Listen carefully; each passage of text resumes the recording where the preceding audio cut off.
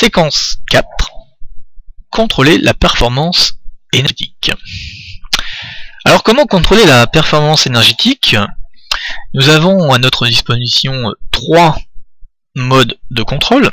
Le premier est le diagnostic de performance énergétique, plus communément appelé DPE.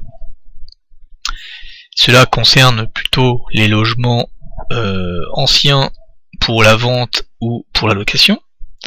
Ensuite, nous avons le test d'étanchéité à l'air, qui est maintenant un moyen d'exigence, qui est un moyen de contrôle. Et enfin, nous avons l'attestation du respect, ou les attestations, devrais-je dire, du respect de l'ART 2012.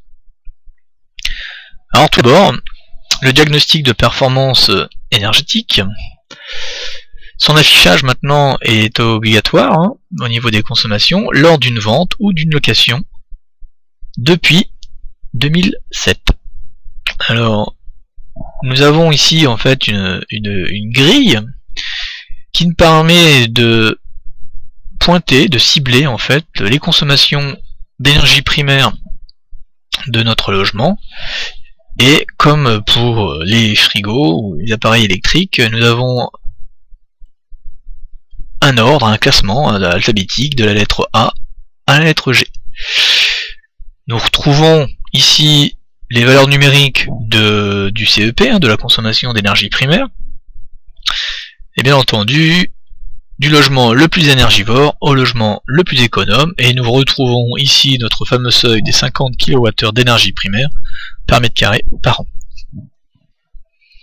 Donc ce diagnostic de performance énergétique se fait par une personne qualifiée et indépendante, qui peut proposer lors de rénovation des recommandations afin d'améliorer les performances énergétiques du bâtiment. En complément du DPE, on peut aussi souligner que l'ART 2012 impose la mise en place d'indicateurs de consommation sur les postes chauffage, eau chaude sanitaire, rafraîchissement, prise électrique et haute consommation dans tous les logements.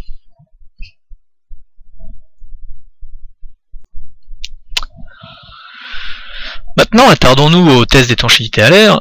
L'ART 2012 rend obligatoire pour tout type de logement ce test. Donc nous allons mesurer systématiquement les logements en fin de chantier par une personne autorisée et indépendante qui a le label Qualibat. Nous verrons plus en détail dans un module ultérieur comment nous procéderons à ce test et quelles sont les valeurs à respecter pour atteindre l'ART 2012. Alors en ce qui concerne les attestations pour contrôler la performance énergétique, il y a plusieurs niveaux de lecture. Le premier, c'est une attestation de prise en compte au dépôt de permis de construire. Alors, cela implique maintenant qu'au permis de construire, on a un engagement du maître d'ouvrage sur la prise en compte de l'ART 2012. C'est ce que l'on appelle maintenant le respect du BBIO qui va être contrôlé. BBIO pour besoin bioclimatique. Alors le besoin bioclimatique dépend de la forme du bâtiment, de son orientation et de son isolation. Par contre, les systèmes de chauffage et de ventilation ou autres n'interviennent pas dans ce calcul. Ce calcul sera fait en fin de chantier où une attestation de respect de l'ART est à fournir avec la déclaration de fin de travaux.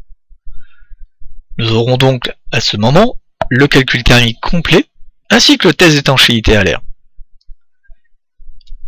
Il est important de souligner à cette étape que le maître d'œuvre est pénalement responsable en cas de non-respect de l'ART.